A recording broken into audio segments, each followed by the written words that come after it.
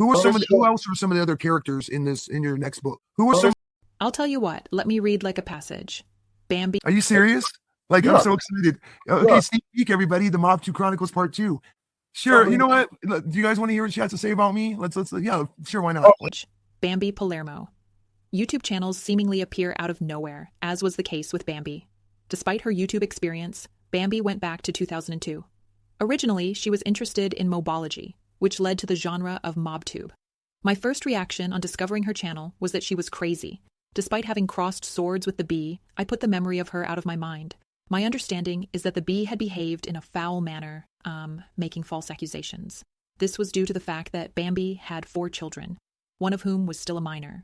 Bambi's abuse was not limited to YouTube. The bee filed numerous police reports on her and tried to harm Bambi in real life, as well as in the fact that Bambi is a single mother. And I find this tactic extremely disgusting. It is common to see CPS reports on YouTube. However, the reporters fail to consider the trauma this causes the children, and extremists act to exact revenge on someone. Bambi's case is not one of those cases. Sometime, Bambi printed a bunch of flyers with the bee's face on them, informing everyone of her past, which was murky and sordid. She was accused of being complicit in her boyfriend's crimes and acting as a bottom bitch. However, she relied on him to save herself from prison. Currently, he is serving hard time. Bambi wanted to make sure her neighborhood knew who and what was in their midst. Bambi told her audience she would drive to the bee's hometown and distribute flyers. YouTubers often threaten to go to other creators' houses, but then that rarely occurs. My assumption was that Bambi was just talking, but I could not have been more wrong. Bambi's action of distributing flyers with personal accusations against the bee could potentially expose her to legal consequences, such as charges of harassment or defamation if the bee decided to pursue legal action against Bambi. She might have to defend her actions in court, arguing the truth of her claims, or facing penalties for spreading false information. Additionally, driving across state lines to carry out these actions could further complicate matters and result in more severe legal ramifications.